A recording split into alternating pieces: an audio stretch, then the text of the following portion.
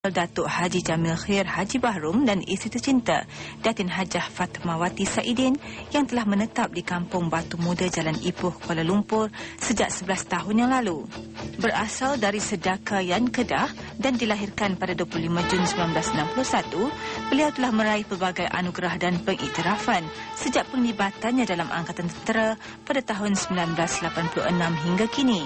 Berkelulusan dalam bidang sarjana muda syariah Akademi Pengajian Islam Universiti Malaya pada 1986, beliau juga turut memiliki sarjana dalam bidang pengurusan ekonomi Islam di Amerika Syarikat pada tahun 2000. Kini beliau sedang menyiapkan tugasan Doktor Falsafah atau PhD di Universiti Kebangsaan Malaysia.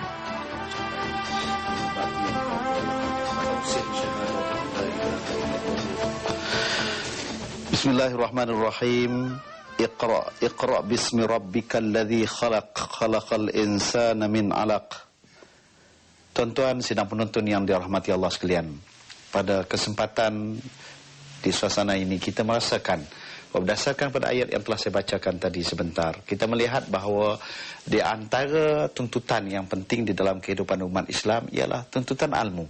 Dan bahkan sebab itu ayat yang pertama diturunkan dalam Al-Quran ialah ilmu. Bersempena dengan suasana kita sedang menyambut hijrah, di antara hijrah yang paling penting dan amat bertepatan dengan suasana dan ketikanya ini, iaitulah hijrah untuk menuntut kekuatan keilmu.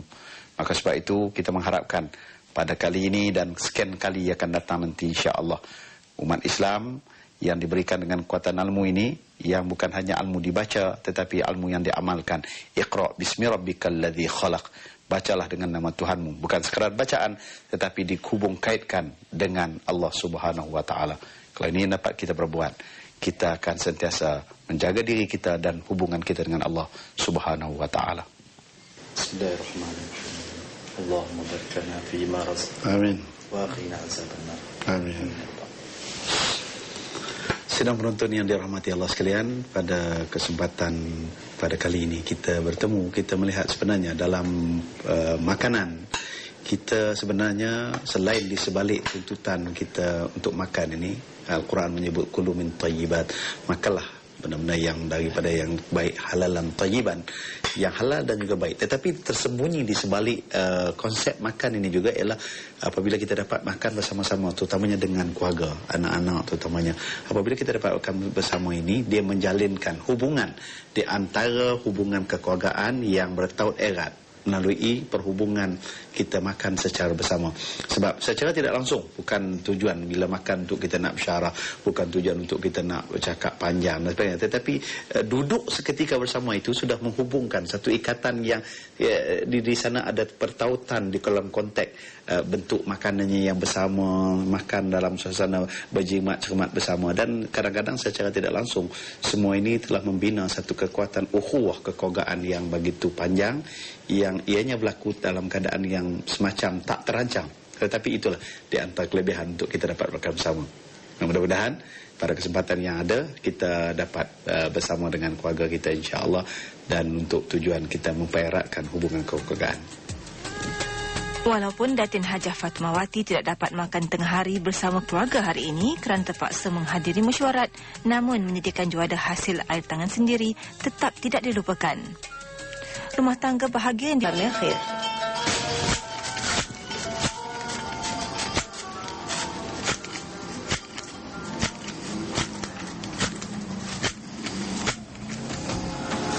Sedang menonton yang dirahmati Allah sekalian, pada kesempatan kita bertemu pada hari ini, saya mengambil kesempatan inilah bukan kenapa ruang-ruang yang ada saya cuba bercucuk tanam yang sedaya mungkin pokok-pokok tumbuhan, bunga-bungaan dan sebagainya, kerana mengenangkan Allah Subhanahu wa taala mengatakan kepada kita bahawa sesungguhnya dhaharul fasad fil barri wal bahri bima kasabat aydin nas. Disebutkan muka bumi ini, kerosakan di atas muka bumi Allah Subhanahu wa taala kerana tangan-tangan manusia. Dalam pengertian ialah bukan hanya sekadar kerosakan dalam pengertian kejahatan dan sebagainya, tetapi alam semula jadi juga harus kita meletakkan kecintaan yang begitu tinggi, kerana di antara selain daripada mengindahkan alam, selain daripada memberikan pandangan mata yang segar, keseronokan dan sebagainya, di antara yang paling besar yang mungkin barangkali kita take for granted tak sedar, yang menyebabkan pernafasan kita sentiasa baik dan sebagainya, ni oksigen yang didatangkan daripada tumbuh-tumbuhan yang kita tanam. Jadi kalau kita ada ruang, ada kesempatan hutan, ada di sana ruang-ruang kosong yang boleh kita bercocok tanam. So kita cuba, jom kita tanam pokok-pokok yang boleh memberikan kesegaran kepada kita. Di samping hobinya yang gemar bermain golf dan menumbang kuda, beliau juga gemar berbakti kepada tanah, iaitu berkebun di sekitar rumahnya di kala waktu terluang. Selain memegang jawatan sebagai pengarah Kor Agama Angkatan Tentera Malaysia, beliau juga turut dilantik sebagai Ahli Majlis Agama Islam Negeri Sembilan. Kesibukan tugasnya tidak pernah menghalang beliau melakukan aktiviti berfaedah bersama anak-anaknya. Antaranya, aktiviti membaca Al-Quran ini.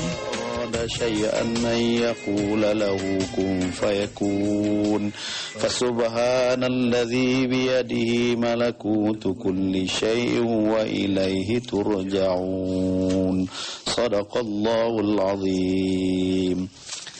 Sidang penonton yang dirahmati Allah sekalian, kita sebenarnya dalam kehidupan harian manusia yang menjadi panduan, yang menjadi pedoman, yang menjadi suluhan untuk kehidupan manusia ini tidak lain dan tidak bukan ialah Al-Quran. Al-Quran juga menjelaskan bahawa Alif Lam Mim Zalikal Kitab La Raiba Fihi Hudan Lil Muttaqin. Hudan Lil Muttaqin, hidayah pastinya datang melalui Al-Quran. Maka sebab itu sedaya mampu mungkin diri kita, keluarga kita sebenarnya, kalau boleh kita hidupkan budaya membaca Al-Quran.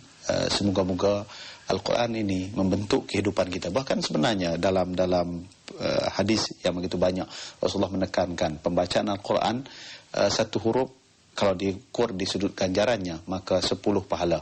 Apatah lagi kalau kita nak bicarakan keberkatannya, kita nak bicarakan bagaimana Allah memberikan naungan-naungan para malaikatnya bersama-sama mereka dengan yang mendukung Al-Quran. Jadi sebab itu, kalau boleh kita budayakan, kalau boleh kita jadikan sebagai satu kehidupan kita. Kalau kita selalu membaca akhbar, maka kenapa tidak kita juga selalu membaca Al-Quran.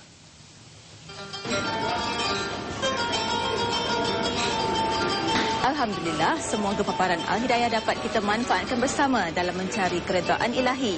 Sebelum berpisah, kita renungi maksud firman Allah Subhanahu Wa Taala dalam surah Yunus ayat 62 dan 63 yang bermaksud, sesungguhnya pada wali-wali Allah itu tidak ada kekhawatiran terhadap mereka